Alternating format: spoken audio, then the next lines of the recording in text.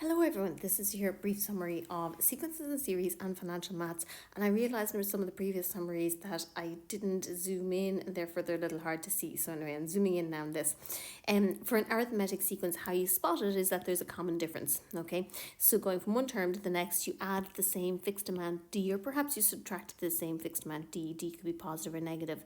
Another way of spotting that is spotting that the second term minus the first term is the same as the third term minus the second term, is the same as the nth term minus the nth minus one term. So any term minus the previous term will always be the same for an arithmetic sequence, and that quantity d there is called the common difference.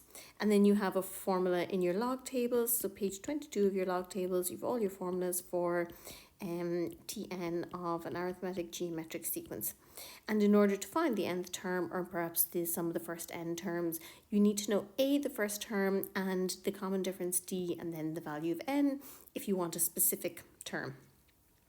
One thing to note with an arithmetic sequence, given three successive terms in an arithmetic sequence, you should use the fact that the third minus the second is equal to the second minus the first. And you don't need to introduce the fact that it's equal to d, because it just introduces too many unknowns. So that's a good thing to remember with arithmetic. And an example, if a, b, and a plus b are the first three terms of an arithmetic sequence, write b in terms of a, so the third term minus the second is equal to the second minus the first. So we end up with a equal to b minus a, so therefore 2a is equal to b.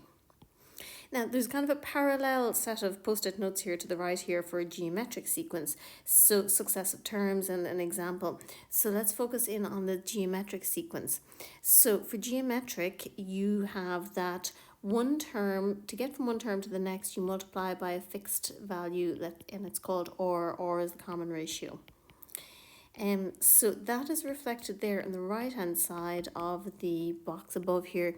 So T1 times R is equal to T2, T2 times R is equal to T3.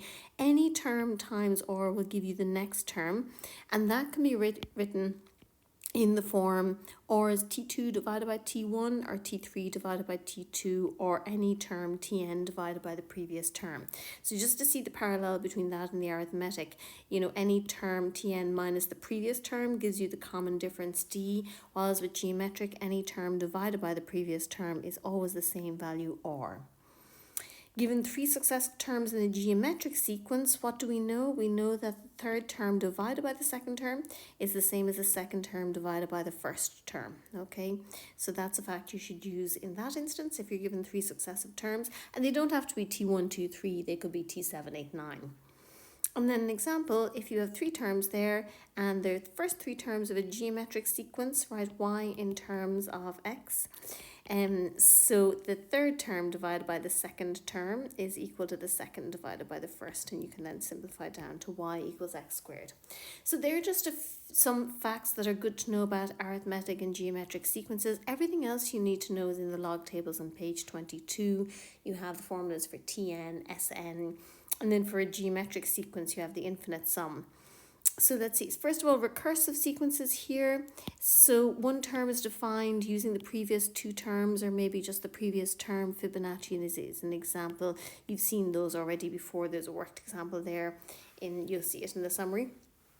And then for an infinite geometric series.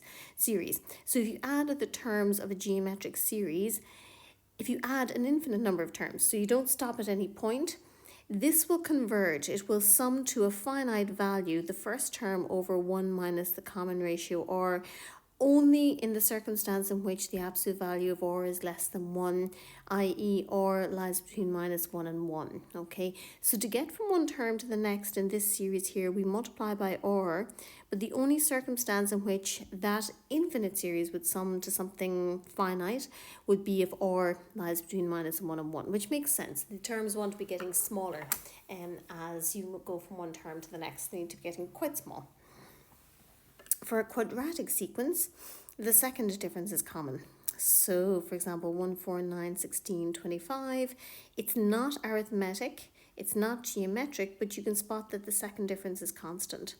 And if that's the case, use the fact that it is a quadratic sequence, and that the nth term has a quadratic formula. Tn is an squared plus bn plus c. And then you have two ways of calculating the likes of T1. You know T1 is 1 from above, but then you can also sub in n equal to 1 and get 1 is equal to a plus b plus c.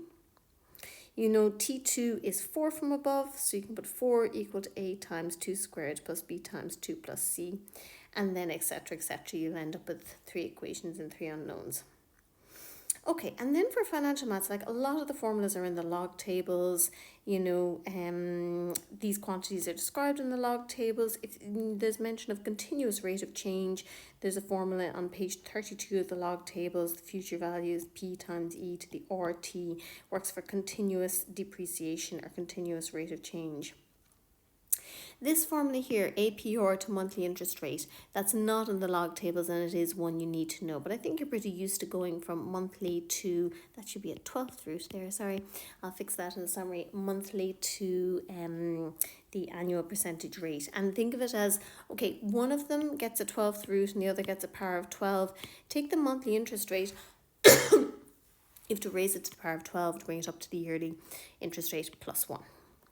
Okay, similarly for weekly there, similar formula.